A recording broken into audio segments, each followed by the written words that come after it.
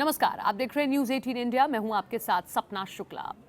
एक फिल्म आई थी अक्षय कुमार की, जिसमें सवाल करता है पुलिस का एक आला अधिकारी अपने दूसरे पुलिसकर्मी से। वो एनकाउंटर करके आता है, उस पर केस चल रहे होते हैं।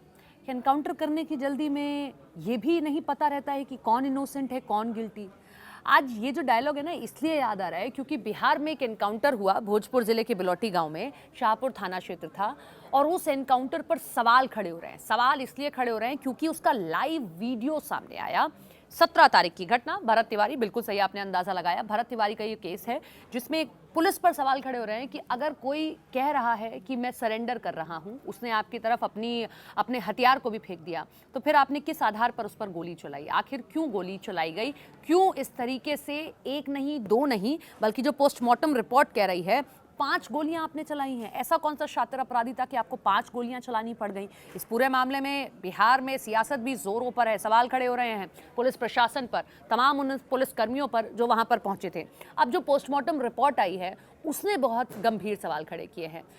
पहला सवाल ये, जिस तरीके से मैं आपको बताऊं कि 5 गोलियां मारी गई, तो उसमें पहली गोली बाईं जांघ के ऊपरी हिस्से में लगती है, दूसरी गोली बाईं जांघ के मध्य भाग में लगती है और 4 गोलियां शरीर को चीरते हुए निकल गई हैं। तो रॉ के एक पूर्व अधिकारी हैं, एजेंट हैं, वो ये कह रहे हैं कि ऐसी क्या जरूरत पड़ी कि आपको 5-5 गोलियां मारनी पड़ी? शातिर अपराधी था क्या इतना?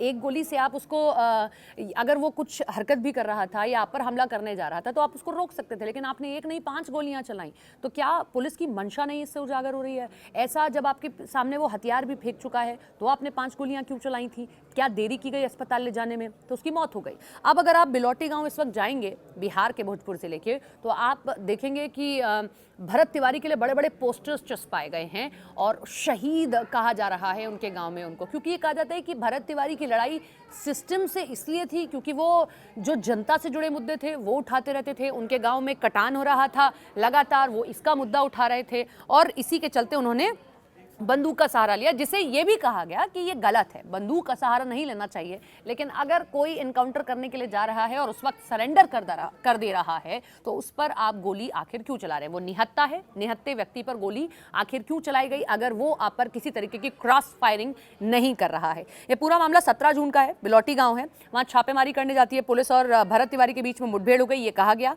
और पुलिस के मुताबिक, अभी हम आपको पुलिस का कॉल बता रहे हैं कि पुलिस ने क्या कहा। पुलिस के मुताबिक उनकी ओर से 5 राउंड और आरोपित की ओर से 10 से 15 राउंड फायरिंग की गई और इस मुठभेड़ में पुलिस का कोई जवान घायल नहीं हुआ और इलाज के दौरान पीएमसीएच में उनकी मौत हो गई। अब इन सब के बीच में अगर हम भरत तिवारी के सोशल मीडिया अकाउंट पर जाते हैं और वहाँ पर चीज़ों को देखते हैं तो समझ पाएंगे कि वो उस दिन भी लाइव किया, लाइव करके ये दिखा रहे हैं कि देखिए मैं यहाँ पर अपना सरेंडर कर दे रहा हूँ, अब आगे जो कुछ होगा वो पुलिस उसके लिए जिम्मेदार होगी, जो आगे किया जाएगा पुलिस प्रशासन उसके लिए जिम्मेदार होगा। इस वक्त भरत तिवारी के घर पर नेताओं का तांता लगा हुआ है।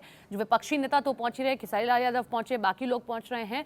अपनी सरकार के भी कुछ लोगों ने सवाल खड़े किया। हालांकि सम्राट चौधरी जो बिहार के मुख्यमंत्री हैं, उन्होंने आश्वस्त कराया, कमेटी गठित कर दी गई है, वो कमेटी निष्पक्ष जांच करेगी, हम तक रिपोर्ट सौंपेगी कि आखिर क्यों ऐसा किया गया। अगर कोई मेंटली भी फिट नहीं है तो उस पर गोली आखिर क्यों चलाई गई? क्योंकि यह कहा गया कि भरत तिवारी मेंटली फिट नहीं है, तो अगर ऐसा भी है तो फिर गोली क्यों चलाई गई? साथ ही साथ सम्राट चौधरी ने यह भी आश्वस्त कराया कि कोई भी हो, अगर कोई अधिकारी हीला हवाली करता है, गलत तरीके से काम करता है या इस तरीके का कोई एनकाउंटर करता है या कोई इस तरीके का फर्जीवाड़ा करता है तो साइन करके पहली चिट्ठी मेरे यहाँ से जाएगी। लेकिन ये बहुत जाहिर है कि अब सवाल खड़े होने लगे हैं।